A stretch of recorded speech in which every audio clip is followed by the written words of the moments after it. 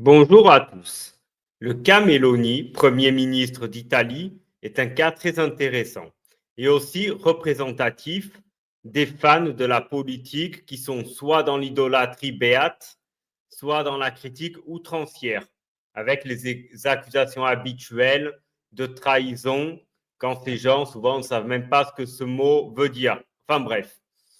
Dans une première partie, je vais expliquer le phénomène de fanatisation et de haine irrationnelle. Ensuite, comme d'habitude sur cette chaîne, je vais présenter factuellement et posément les raisons de son échec migratoire. Parce que oui, il y a plus d'immigrés en Italie maintenant que sous les anciennes législatures. Seuls les trolls, malheureusement trop nombreux, sont incapables de le comprendre. D'un côté, vous avez ceux qui vont l'idolâtrer et dire que tout ce qu'elle fait est génial, notamment les militants de reconquête, dont un d'entre eux que l'on ne nommera pas. À ces gens-là, vous pouvez démontrer factuellement le désastre de Mélanie en termes de migrants, car oui, il y a plus d'immigration sous Mélanie qu'avant, eh bien, ils sont incapables de l'entendre. De l'autre, vous avez les gauchistes qui vont l'accuser d'être l'incarnation des heures les plus sombres du XXe siècle. Or, si les heures les plus sombres avaient été incarnées par Mélanie, on aurait évité bien des massacres. Vous êtes tous d'accord? À cela, qui sont déjà agaçants en soi, on peut ajouter les trolls souverainistes, UPR et les patriotes notamment, qui vont hurler à la trahison, à la complicité avec l'Union européenne, à la soumission à l'OTAN et ce genre de conneries qui sont des contresens logiques, comme vous allez le comprendre quand j'expliquerai le désastre de Mélanie. D'ailleurs, nous y venons tout de suite. Pour récapituler, lors de la campagne électorale, son parti avait promis de stopper l'immigration, notamment via un blocus naval.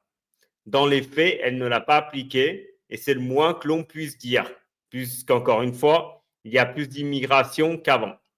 Malgré tout, des raisons expliquent cette volte-face et non, cher troll souverainiste, ce n'est pas de la trahison. Rappelez-vous, avant l'élection, vous avez Christine Lagarde, présidente de la Banque centrale européenne. Bon, au passage, une incompétente, mais c'est un autre sujet, qui a dit aux Italiens, j'espère qu'ils vont bien voter, sinon on a des moyens de pression. Alors là, vous me direz, mais quels sont ces moyens de pression?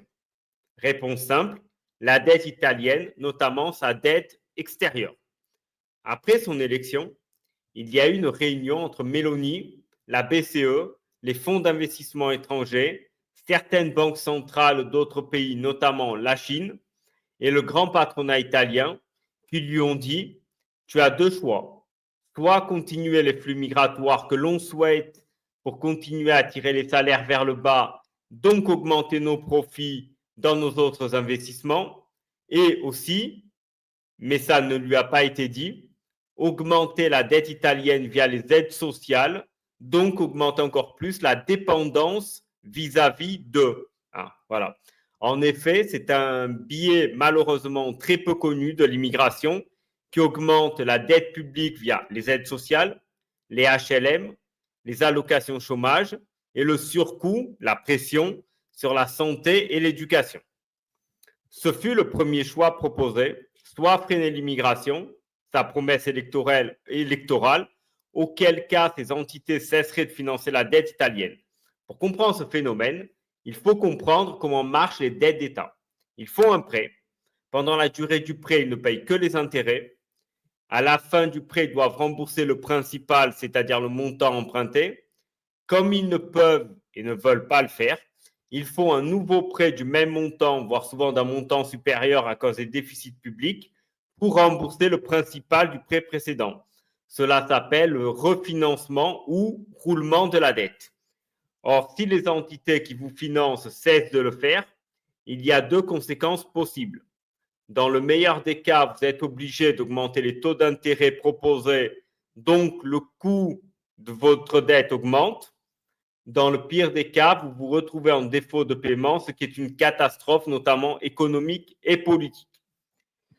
Pour appréhender ce que je viens de dire, il faut garder en tête que l'Italie a une dette publique de 135% de son PIB et une dette extérieure de 90% de son PIB. Attention, la dette extérieure ne s'ajoute pas, elle est comprise dans le PIB. C'est la part en fait du PIB qui est détenue par des étrangers, c'est-à-dire en fait une grosse partie.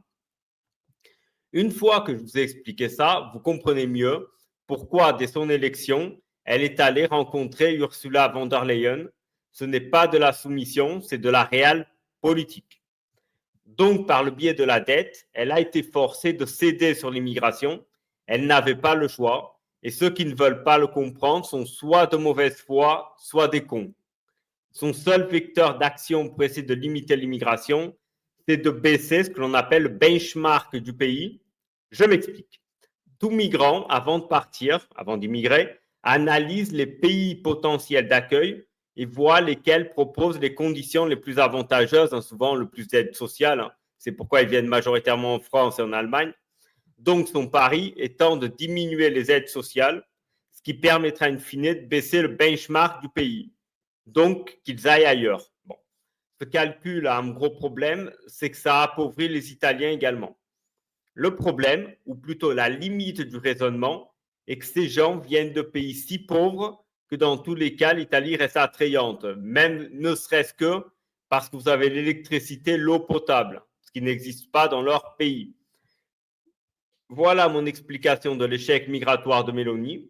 Dites en commentaire ce que vous pensez. J'y répondrai comme d'habitude, voire je ferai une vidéo réacte à vos commentaires. Likez pour aider au référencement. Abonnez-vous si vous aimez évidemment mon boulot. Et sur ces entrefaits, évidemment, je vous souhaite à tous une bonne journée et je vous dis à très bientôt.